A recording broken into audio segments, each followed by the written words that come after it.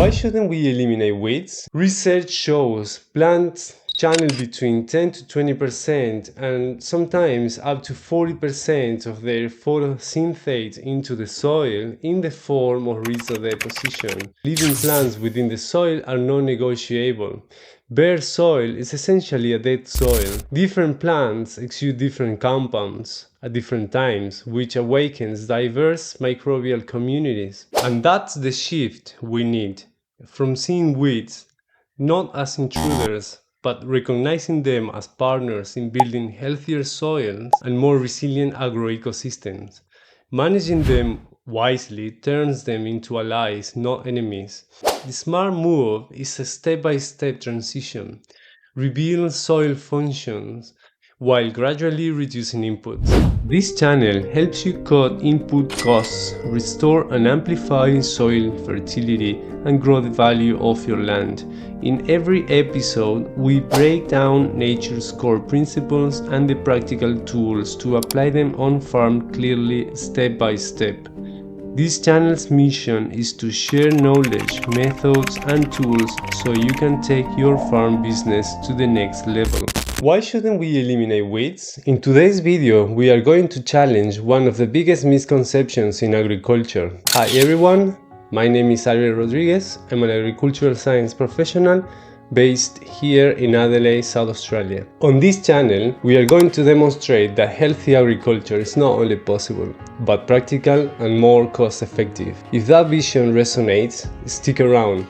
We'll expose the myths, show what to do instead, and cover the topics, tools, and techniques to break free from chemical dependency and not only restore the soil's natural fertility, but also take it further. So let's talk about weeds. Research shows plants channel between 10 to 20% and sometimes up to 40% of their photosynthate into the soil in the form of rhizode deposition. To make an idea, some examples of what roots release into the soil are sugars, amino acids, organic acids, phenols, flavonoids, alkaloids, proteins, enzymes, lipids, fatty acids, phytohormones, vitamins, and many others, all flowing into Rhizosphere, which is the thin layer of soil hugging the roots, a tiny ecosystem where interactions between soil, plants, and microbes are most intense. Here is where the highest biological activity happens. Plants deliver these compounds, and in return, microbes provide nutrients, hormones, vitamins, and many other substances that help plants recover from nutritional imbalances, stress, fungal diseases, insects, viruses, etc. This exchange shows why living plants within the soil are non-negotiable. Bare soil is essentially a dead soil, and it's not just about having living plants, but having the widest possible diversity. Different plants exude different compounds at different times, which awakens diverse microbial communities. That diversity is the real engine of natural fertility. Now, picture a pristine, untouched ecosystem, no human interference, just nature. By definition, weed is any unwanted plant that grows where it's not supposed to be and competes with our crop.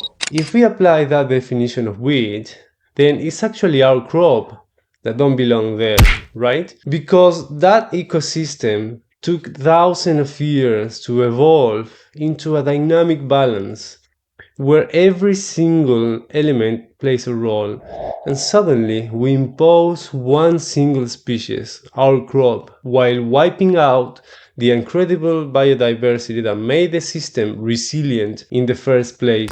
So when people say spontaneous plants compete with crops, well, that's not the full story. Yes, they do take water and nutrients, but what they give back to the system is far more valuable and would create a positive outcome. Actually, true competition only exists between plants that are identical and demand the exact same resources. Different species need different things at different times.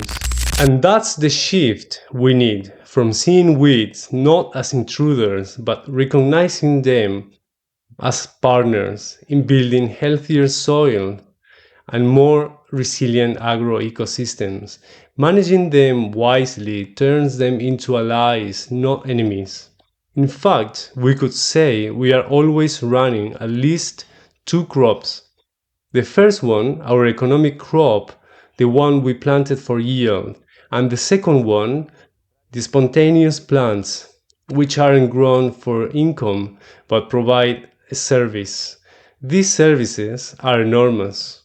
We were taught to fear so-called weeds, told they will run wild and ruin our crops. That fear didn't come from nowhere. It's been very convenient for those companies selling herbicides. Fear is great for sales. Look, this is not a call to stop using chemicals tomorrow because it will cost your harvest, so don't do that. We are not saying that. The smart move is a step-by-step transition.